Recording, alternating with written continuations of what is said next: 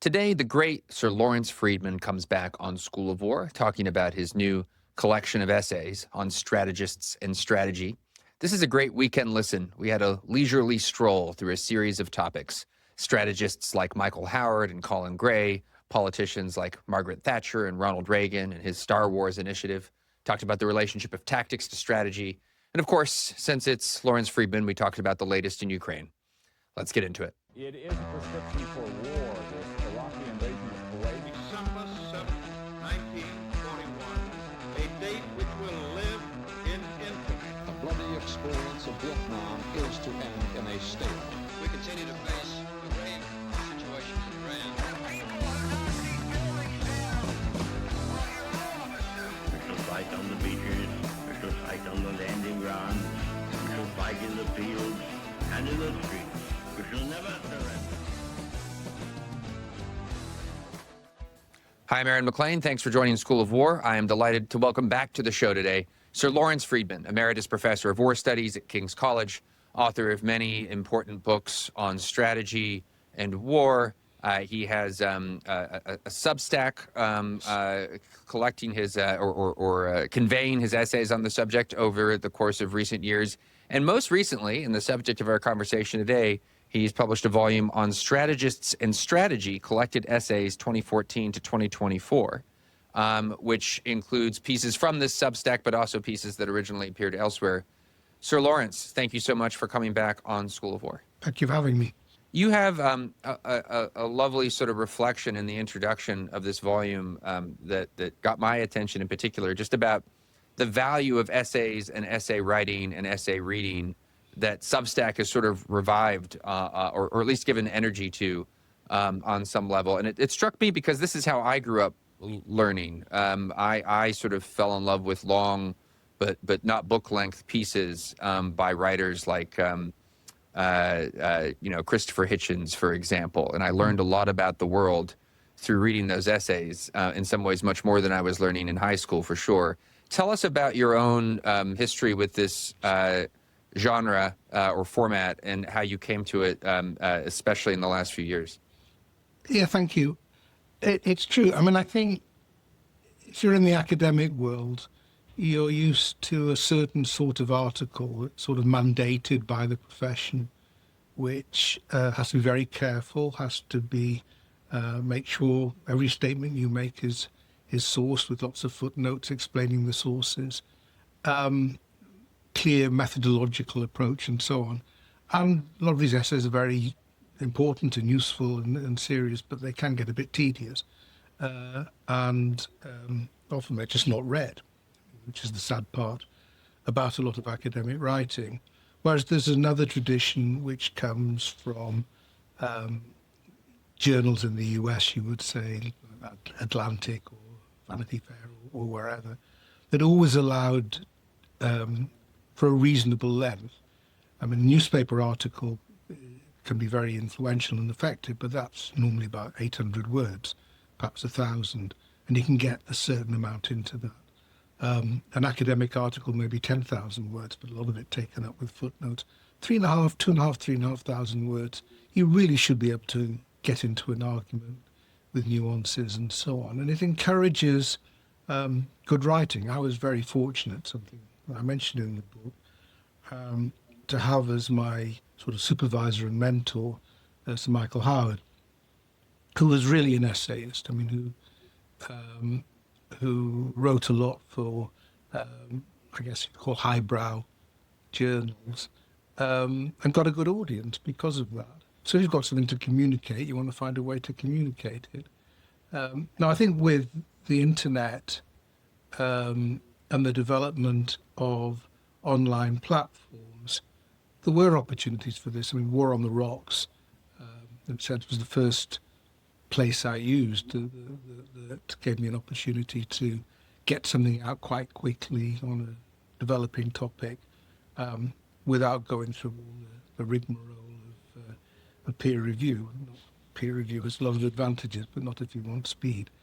And then when Substack came along, my son, who was sort of was a sort of professional journalist for a variety of reasons, decided to make a go of it, and then we had a conversation, and thought a father and son combination would be quite interesting. He does UK politics and policy, he's actually doing more on American politics and policy. I do international.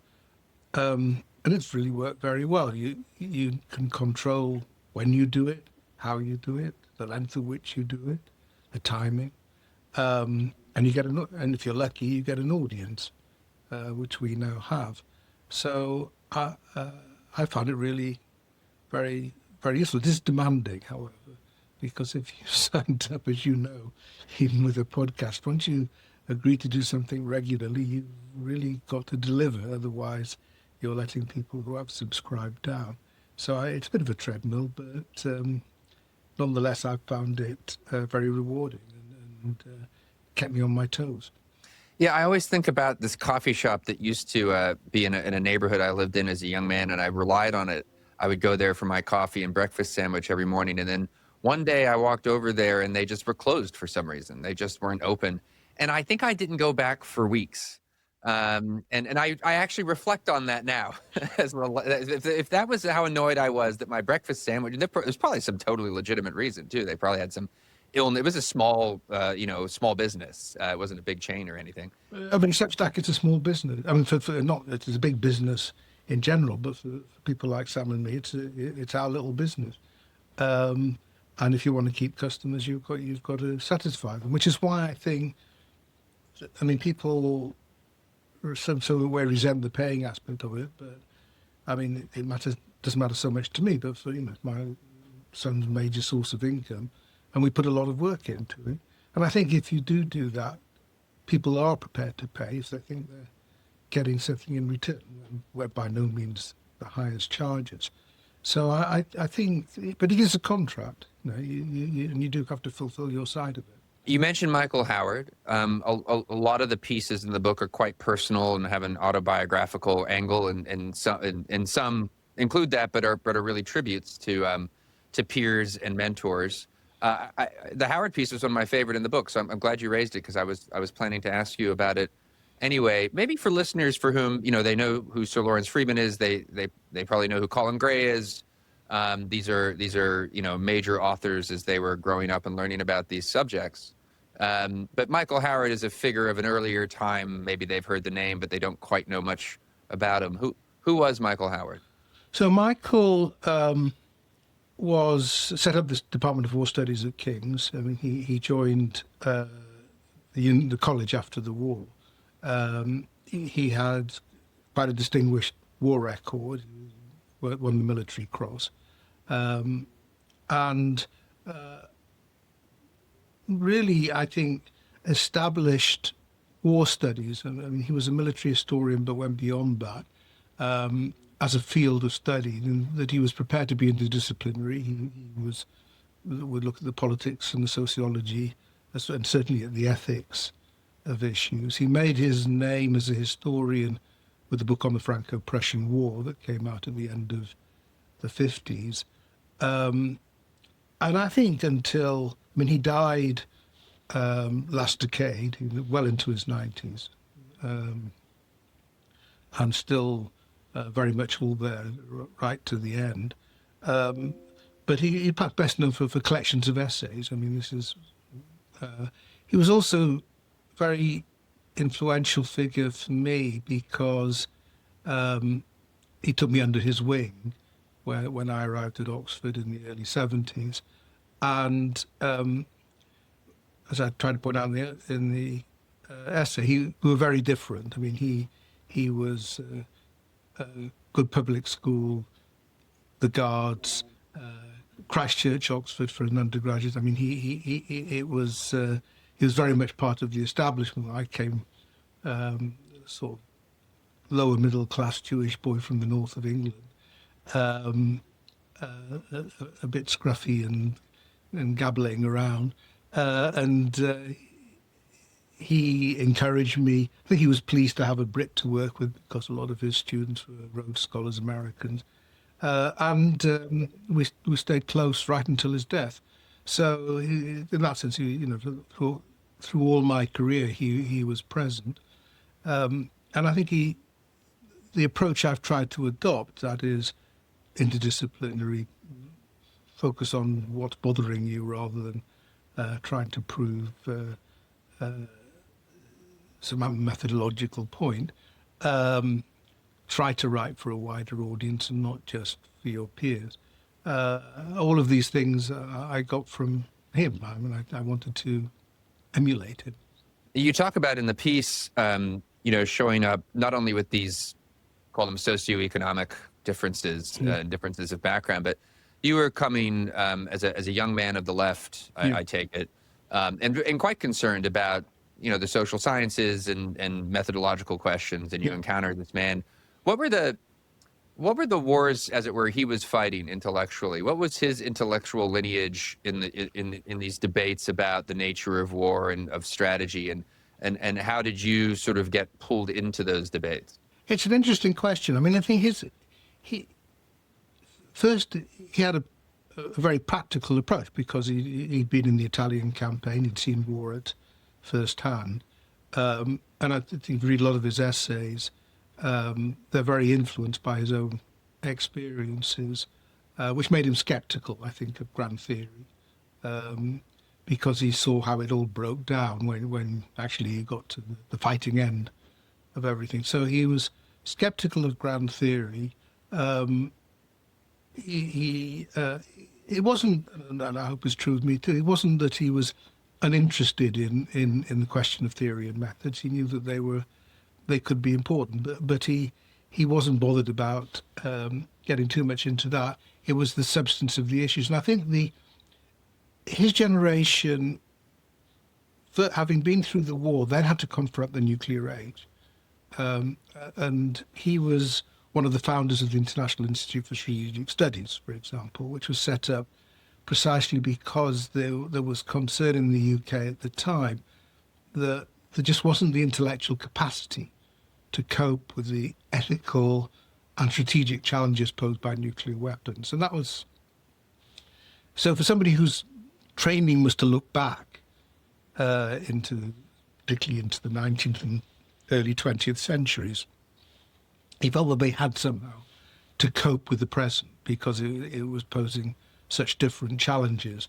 And I think that's what animated a lot of what he was doing. And I think the ethical side of that bothered him. I mean, he worried about the relationship between morality and strategy. So it wasn't a simple academic exercise for him. It never was, just because of the way he entered it. Also, I think it's important to know with Michael that he had his own run-ins with the history department at King's College, which is why war studies came to exist as a separate department. And when I first got to know him, he wasn't part of the history faculty at King's. A lot of historians didn't think of him as a proper historian. Some still don't. And then he got the big chair at Oxford, the Chicheley Chair of Military History. And then, to everybody's surprise, he got the Regius Chair of History, which is the sort of top history job in the country. He says largely because this was a sort of prime ministerial appointment, and Margaret Thatcher knew his name. Yeah. But for whatever reason, I think he was always trying to demonstrate that he was a proper historian, but that he was able to do it in a modern way. One of the things he did was to modernise history teaching at Oxford. So he was a very activist sort of guy. If you could recommend one book by Michael Howard where people should start, where ought they start? I started with a collection of essays simply called Studies in War and Peace, because I found out he was going to be my supervisor. And I thought I ought to read something he'd written. And I just I've still got my copy with all the sort of the annotations and exclamation marks. And it was just a revelation because I hadn't read anything like that before. My background was in the social sciences. And I remember reading it and thinking, gosh, I want to do this. This is what I want to do. And any of his collections of essays do that. Use and Abuse of History, another one. One of my favourites is a book called War and the Liberal Conscience, which is a collection of lectures altogether, because it actually speaks to a lot of issues that became even more important after he wrote it, about how do you manage to combine political liberalism with a small L. The US and UK can use liberalism in different ways, but sort of classic liberalism and the responsible uses of power, accountable power, distrust of war, dislike of war, with the fact that war sometimes have to be found. And I think it's an extremely erudite, beautifully written, thoughtful introduction into those core issues that are still with it. They don't go away. It's lucky that in most cases other people won't see them, but I always worry about my own marginalia, that these really are hostages to fortune. And I've had two kinds of experiences with them where, especially when I was younger, certainly undergraduate days, I'll open up a book and wince and think, no, young man, you really completely missed the point. You have no idea what that paragraph actually meant. But now I'm also getting to an age where I'll look at stuff I said in my 20s and 30s and think, oh, that was actually quite well put. I'd forgotten that. That's a more sophisticated understanding than I have today. It's always alarming when I find it alarming because sort of reached a great age, when you look back at stuff and you forgot that you once had worked that all out by yourself and had written it down in quite clever way, and then 30 years later, you made exactly the same point, believing it was still original. The first book that I did that made an impact, the one that got me my job, was The Evolution of Nuclear Strategy. And then last decade, I revised it with a colleague, Jeff Michaels. And it was a really odd experience, going over stuff I'd written in my late 20s partly to sharpen the prose and bring it up to date. And so a combination of being quite pleased with myself at some of the insights, but really irritated at my verbosity. And Yes. Yeah. why didn't I just get to the point? So I think it is quite sobering. And even just doing a collection of essays like this, sometimes one forgets or one misremembers the positions one took. Actually, another reason why Substack is good, because you can't escape. I mean, it's out there, and if you said something silly, there's plenty of people who are going to remind you about it. But it keeps you honest. That's the thing that I was thinking aloud about my annotations and note-taking. As an undergraduate, I had a very good friend, still a very good friend, who was a single mother, and I used to take notes for her. And she always said she could always tell how good the lecture was, because if it wasn't, it was just full of little cartoons and doodles and so on, and not very many notes. So I'd like to shift to Colin Gray, the subject of another essay in the book, now a peer, and strikingly similar to you in terms of origin stories. And then, of course, you deal with many of the same issues over the course of your careers, though from often different angles. Tell us about Colin Gray and where Colin Gray came from. Well, Colin is just, a little bit older than me, not that much, had similar interests, starting with nuclear strategy and arms control and then branching out. He spent quite a lot of time in the States. He worked at the Hudson Institute and then set up his own institute, and eventually came back to the UK, to Reading University. And he wrote lots and lots of books about strategy. It was a constant theme in everything he did. And it's what made Colin interesting was he's constantly trying to get it right. It's a conversation with himself almost. I had two. Although we were sort of similar in background and in many ways, and we knew each other reasonably well, we were very different. He started out on the hawkish side of the argument, and I started out on the dovish side, and that was part of it. I became, I think, more of a historian, mainly because of Howard's influence, I guess. And Colin wasn't really. He didn't do big historical studies. He used a lot of history. He was very erudite. But if you read his stuff, he's sort of pulling examples from everywhere to try to help him make his point. He's very influential. A book called Strategy Bridge, in particular, really captures some very big ideas.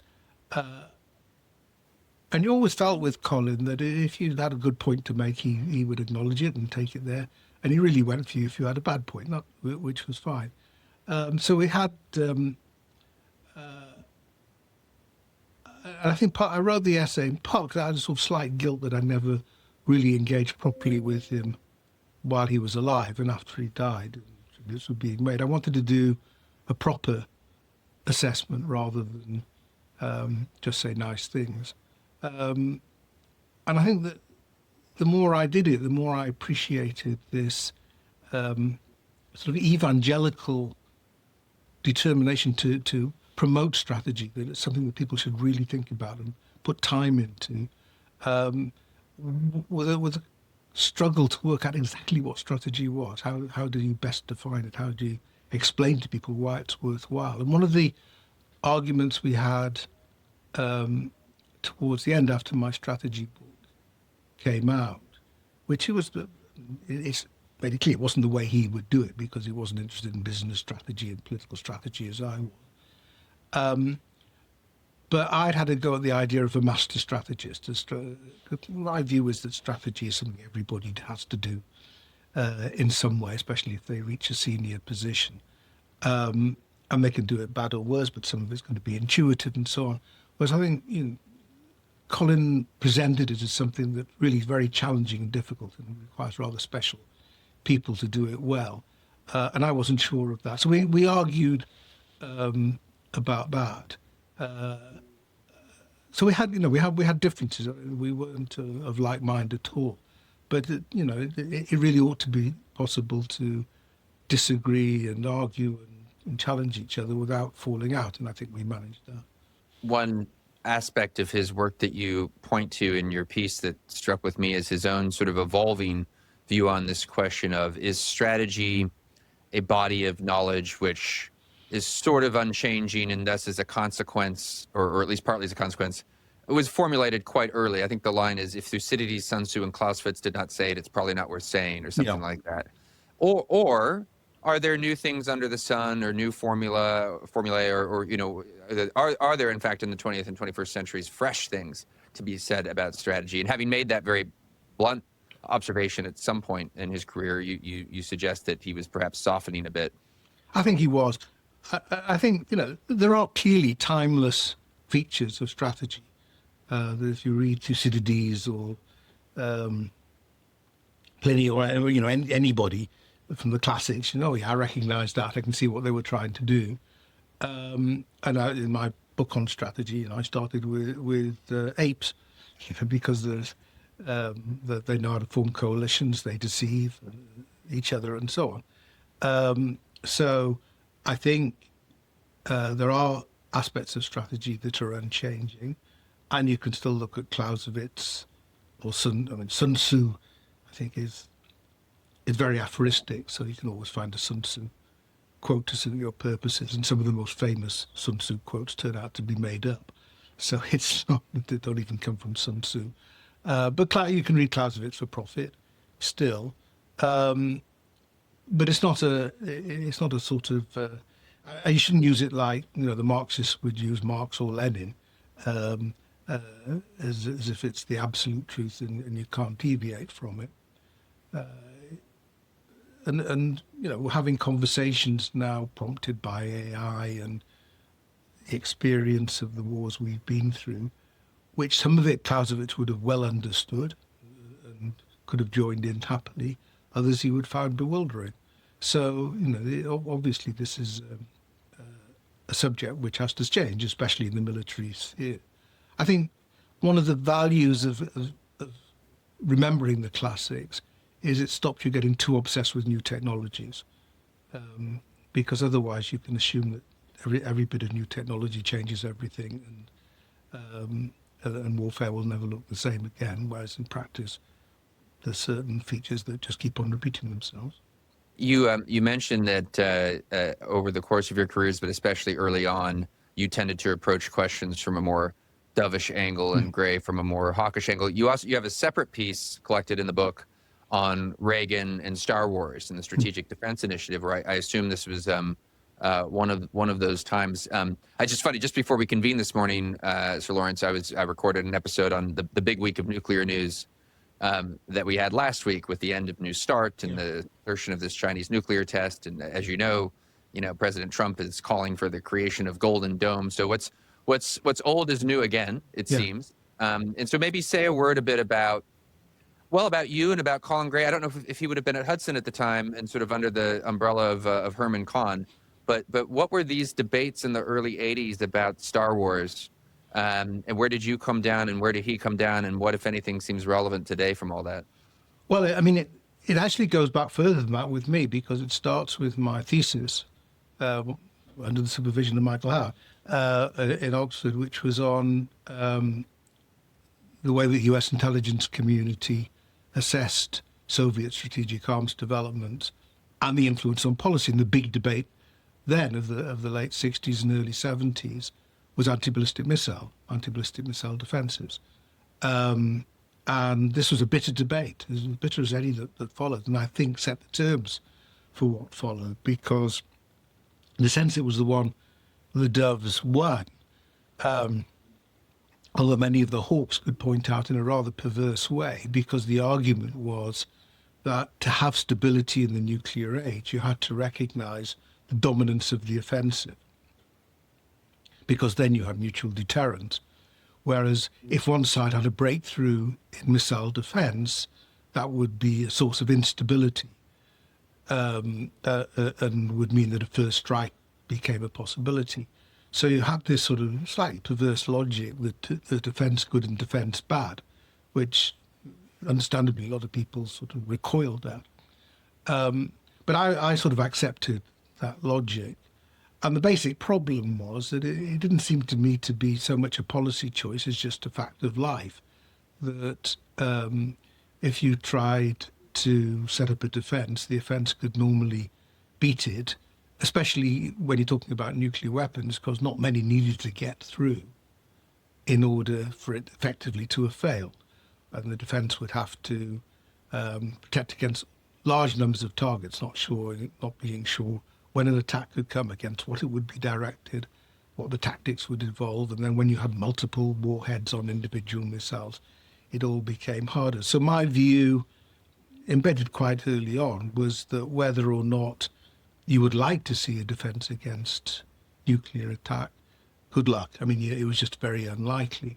So when Star Wars came along, I think that was mine and most people's instinctive response, and it was right. I mean, Star Wars the Strategic Defense Initiative never lived up to the claims being made for it. And I think my view at the time was, if you really want to deal with the nuclear threat, you're going to do better with disarmament than you are with defences, or you could have a combination of the two, which some people suggested.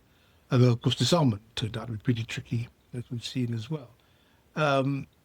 So I was always sceptical, and I remain sceptical about Golden Dome. I mean, it's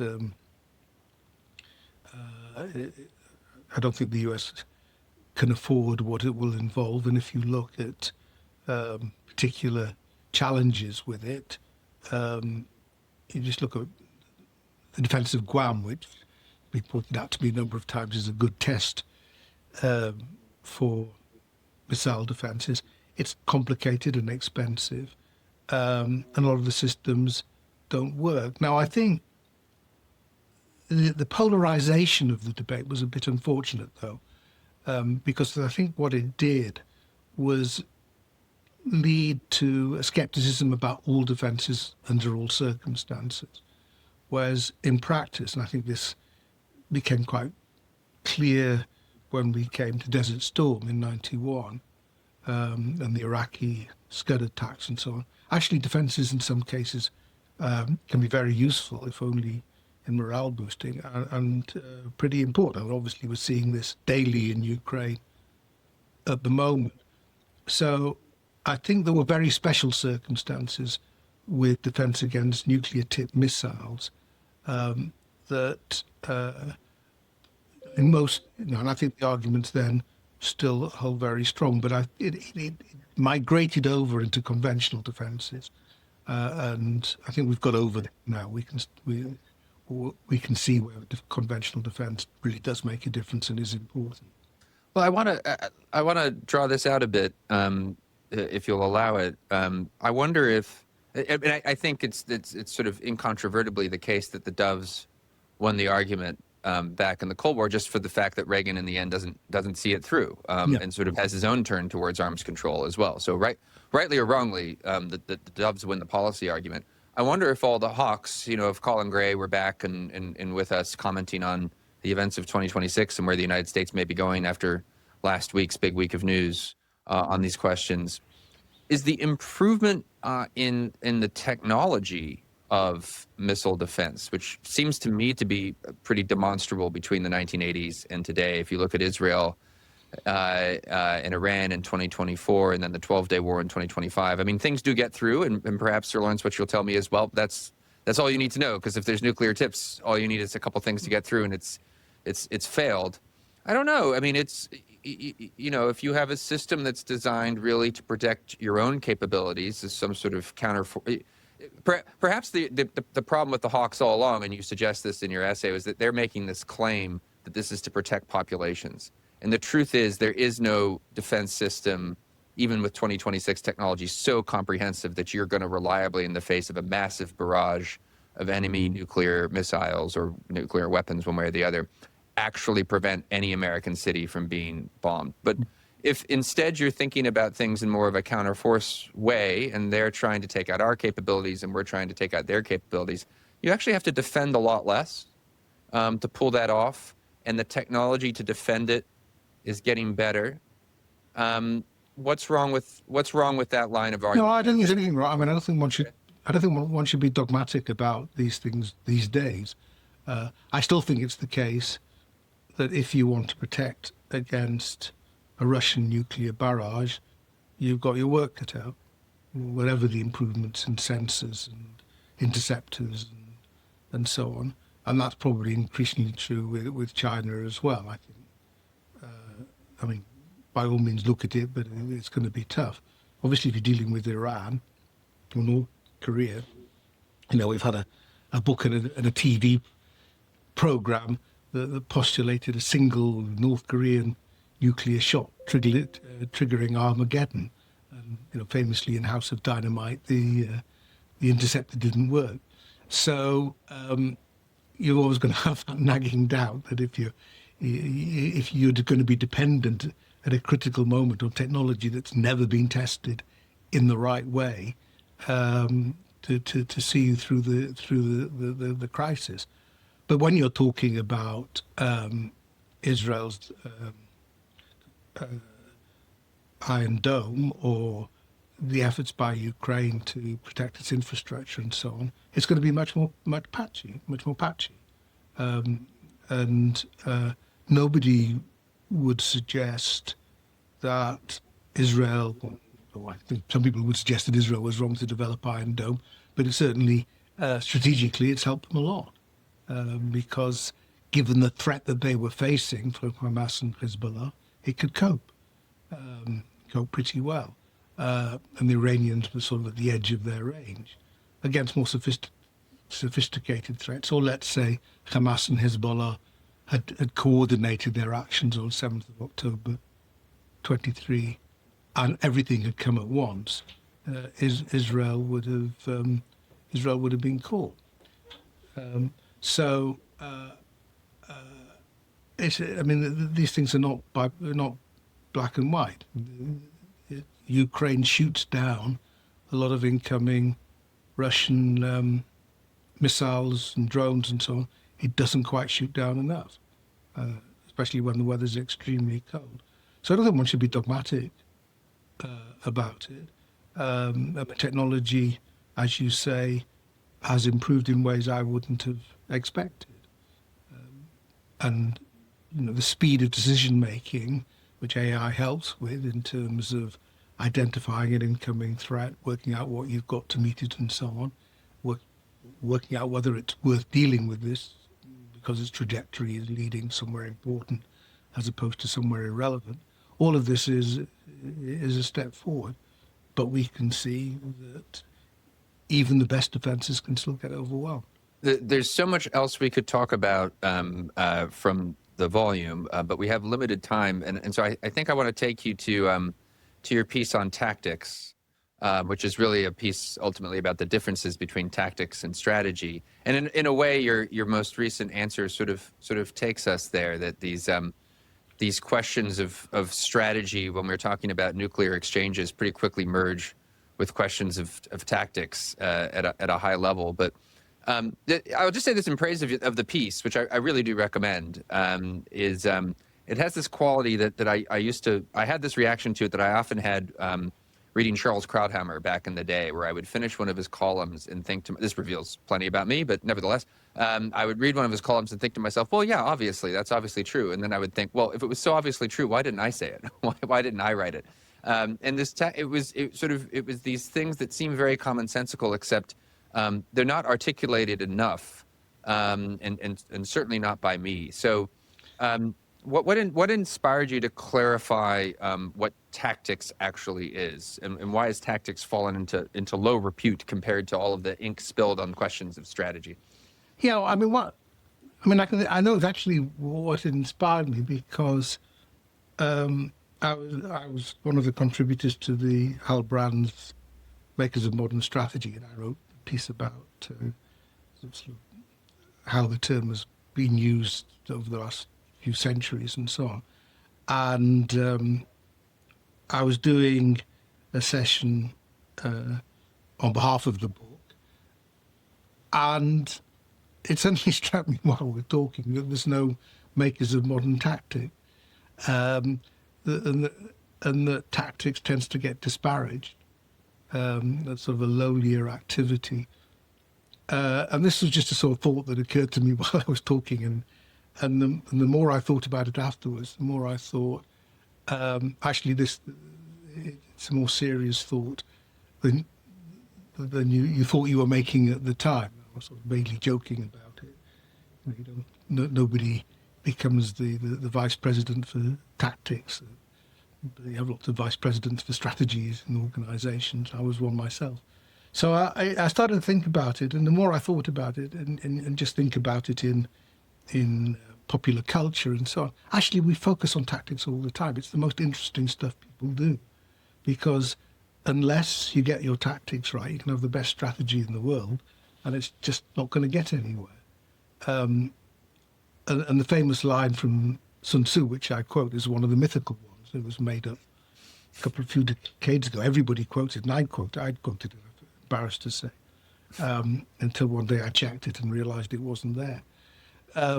But people play it down, and in practice you move forward with tactics if you don't have good tactics. Anybody who's worked in an organisation and had a managerial responsibility knows you can have the best ideas in the world, but if you can't persuade people, if you can't work around bureaucratic obstacles, if you can't find the money, if you can't spend the money sensibly, it'll all fall apart. So that was the origins of the piece and what I wanted to say. And it's I almost thought of calling the book In Praise of Tactics, because I think it is probably the most original piece in the book in some ways, and it's one that I keep on coming back to in lectures and so on now, because I get tended to ask to talk about strategy. Nobody ever asks me to talk about tactics, but he said, you've got to be able to implement, and it also goes to, I think, one of the big problems with a lot of strategy making and policy making, which is the disconnect between the strategists or the planners and the doers. The people have big ideas and it all looks very clever, but they never check it with it. if they don't check it with the people who are going to actually have to put it into practice, it's going to go wrong, because the people who can put it into practice will tell them that won't work. It doesn't happen like that. You don't understand the systems. We haven't got the resources for that, or whatever. So that's why I think it's something that's worth banging on about. Just to sort of prompt you to give us the crux of the argument, let me pose a question to you like this. I think it would be possible to come up from the kind of tactical education that I had in Quantico, Virginia, which gives you some. I mean, they sort of gesture in the direction of strategy, but without getting too much preoccupied by it. But you learn this sort of classic, or these days classic hierarchy. There's tactics, then there's operations, then there's strategy, then there's grand strategy. And it would be possible to walk away from that summary introduction and think, well, these are all kind of the same thing. They're just operating at different scales and on different timelines. Tactics is, the firefight or the gun battle, one way or the other, that you're in today.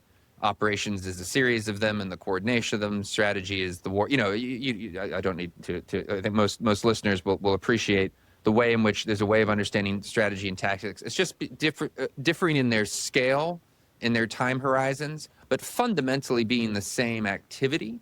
What differences in kind are there between tactics and strategy? They are fundamentally the same, in the sense you've got to understand what your opponent is trying to do, as you're trying, on the assumption the opponent is trying to work out what you're trying to do, and you're both trying to get in each other's way and stop it happening. So there are, and partly the reasons you've indicated, it's hierarchy. And if you can say, this is the mission, this is what we're trying to achieve, then you hand it over to somebody else to achieve it. And as it goes down the chain of command, the message can get a bit lost, or simplified, or whatever, and it may, by the time it reaches the bottom, be totally unrealistic or be misspecified. And those at the top don't understand the problems, why it's not happening and so on. So there's a command issue here, especially in the military sphere. Now, one of the interesting things is, because of the technological developments in communications, senior commanders can now watch the tacticians, watch the junior officers trying to implement what they're supposed to be doing, and can interfere. Nightmare. Which is one set of problems, because they're still not seeing things like the junior commander sees them. Equally, of course, the junior commander for the so-called strategic corporal can find themselves in a position where they're taking massive decisions in practice, but they're presented as being tactical.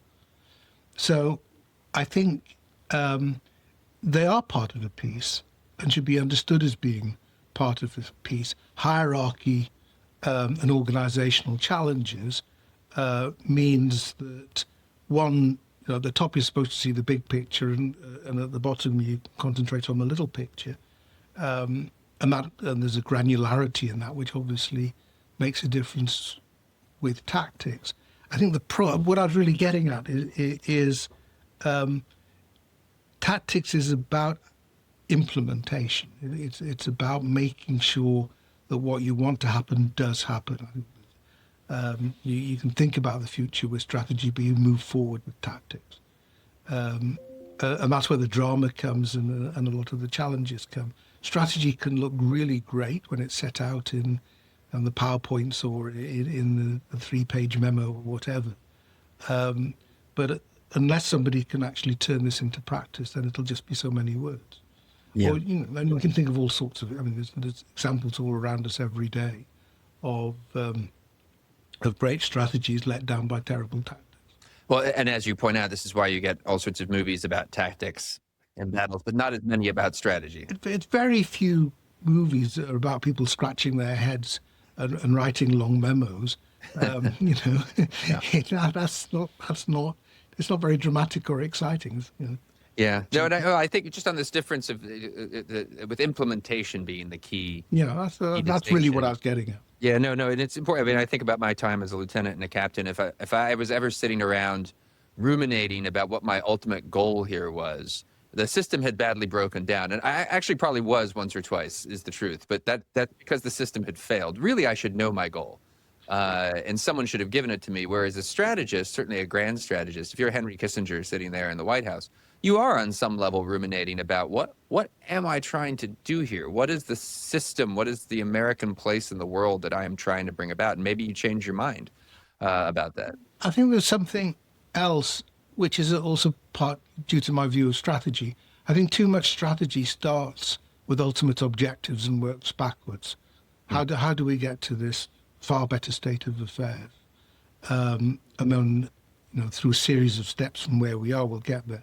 My view of strategy is it starts with the here and now. In practice, you've got a problem you're trying to solve, and the job of the strategist is to work out what to do about it. I mean, after all, a lot of strategy is responding to somebody else's initiative.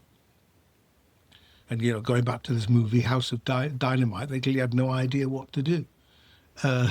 When all of a sudden, or a pretty preposterous scenario, but anyway, they didn't know how to deal with it. I think strategy gets stuck with the high objectives and the assumption that you're taking an initiative to get to this far better place, whereas actually a lot of strategy is reactive, ad hoc, trying to make sense of a developing situation, and that's why it more easily merges into tactics.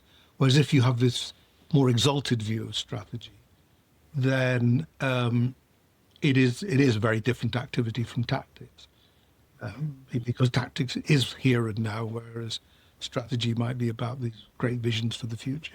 Though it's funny, even though I just invoked Henry Kissinger a minute ago as the example of somebody who, to judge by his later writings, you're sort of sitting around ruminating about national destiny. The truth is, if you read his memoirs, and this is the point I make to students with some frequency, White House Years, I think, is a fascinating, extremely well-written book. And what it involves is, even though it's happening at the strategic level of national affairs, it's just chock full of tactics. And by tactics, I mean, if I want to achieve an objective here on Tuesday, I want to achieve policy objective X, who do I call? What do I say to them first? Who do I not call? Who do I make sure doesn't know that I called whom? Et cetera, et cetera, et cetera. And that's the business. That's the job. Kissinger's success, however it's viewed in history, was he was a master of bureaucratic intrigue. I mean, he knew how to make the system work, and he was ruthless in doing so. And would dissemble, make stuff up, or whatever. I mean, in the last in my book on Command, I looked at the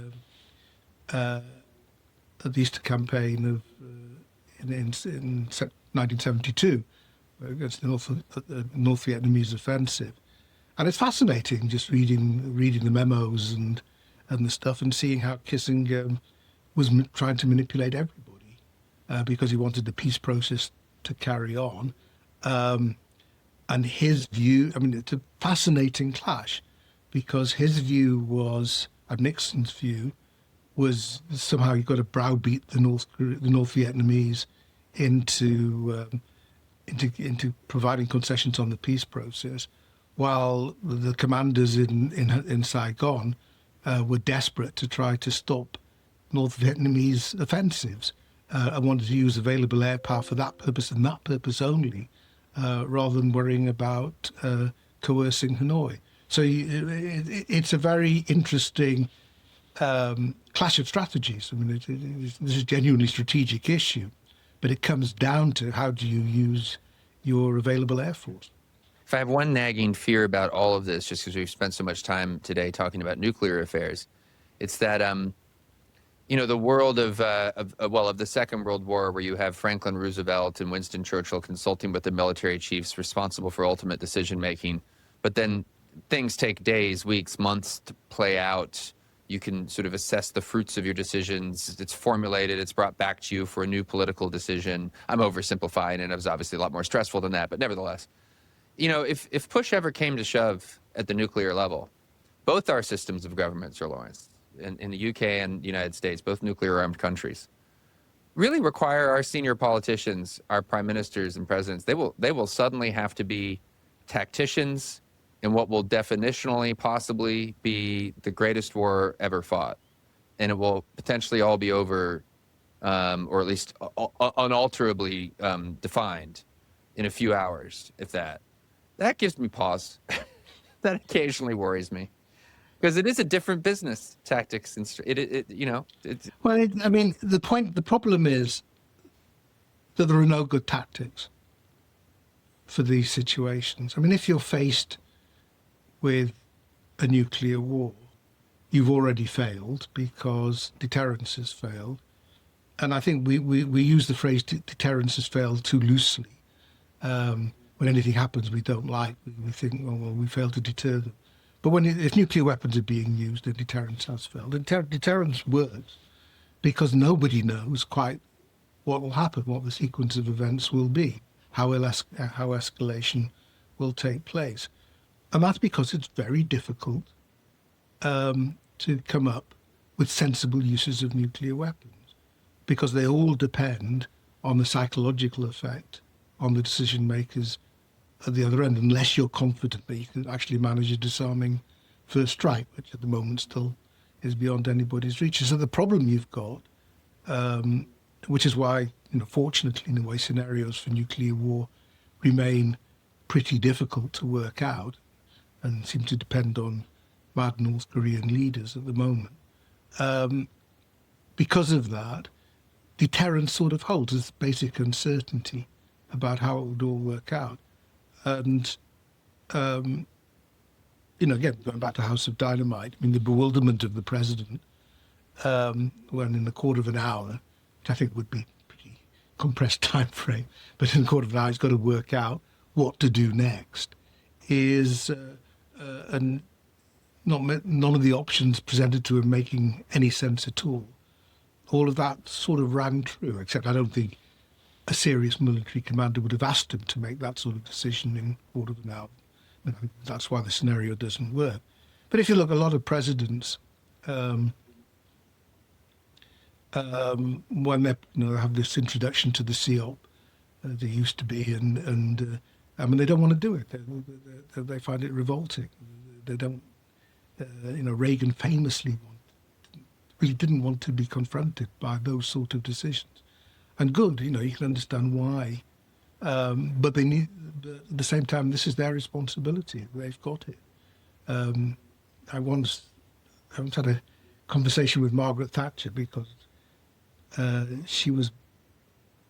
I had a conversation with her while she was in office, and the military were urging to take part in Wintex, the NATO crisis game, and she really didn't want to because she thought it was a waste of time, and they were worried on this point that politicians just don't want to get their heads around it. It's just too difficult, and they assume when they get to that point there's not much that can be done anyway.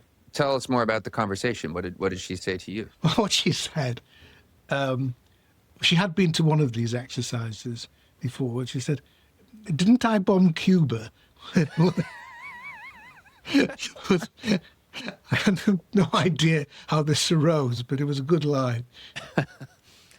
We have just a couple minutes left, and I would be remiss if I didn't ask you for your thinking on the latest in Ukraine. You follow it closely. You cover it regularly in your Substack. We're recording this on Monday, February the 9th. It's a cold winter. The Russians are going after Ukraine's ability to heat their country. The diplomatic flurry, the pressure from the Trump administration to somehow bring the fighting to a close, that's maybe less neutral than it ought to be as a statement. Just give us your sense, Sir Lawrence, of where we are and where we might be headed in the weeks to come. Three things. First, I was actually having a conversation with somebody in Ukraine this morning. It's very tough, but they're coping with difficulty, and they will see it through. I mean, what has made the difference this time has been the harshness of the winter. Last winter was relatively mild, and they coped. So it's very tough, and it's cruel. I don't think it'll decide the war. I don't think Putin is prepared at the moment to make the concessions necessary to give up on more outrageous demands And I think one of the important consequences of the sort of totality of the Trump administration's policies is they actually have less leverage now on Ukraine than they did a year ago. I mean, Ukraine really doesn't want to fall out with the administration. They'll do everything possible to stay on side. But they're not going to give up a whole chunk of territory because Trump wants them to. And I don't think Putin is ready to accept that he's not going to win or that he should cut his losses. I think on the third area, which is the front line, what strikes me and it is just what a monumental failure the Russian offensive has been. Whatever happens now, I mean, they may press forward, they may break the Ukrainian lines at some point, though increasingly I'm doubted. But this offensive really began in late 23 with an awful lot going for Russia. Ukraine demoralized after the offensive hadn't gone well, Congress cutting off its funding, real problems with mobilization of manpower, Russia having superiority in manpower and artillery and everything else, it seemed, at the time. Some early breakthroughs in 24. And yet here we are. Pokrovsk was about to fall in August 24. Still going. And I don't think people call out the failure of the Russian offensive in February 22.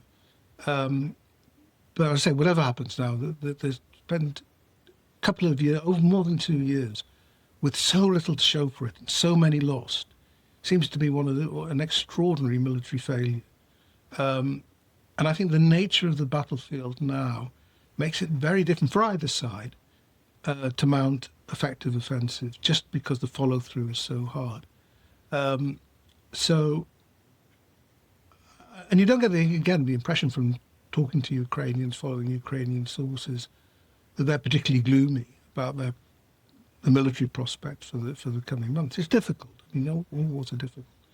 And, lots of people die and there's a lot of suffering.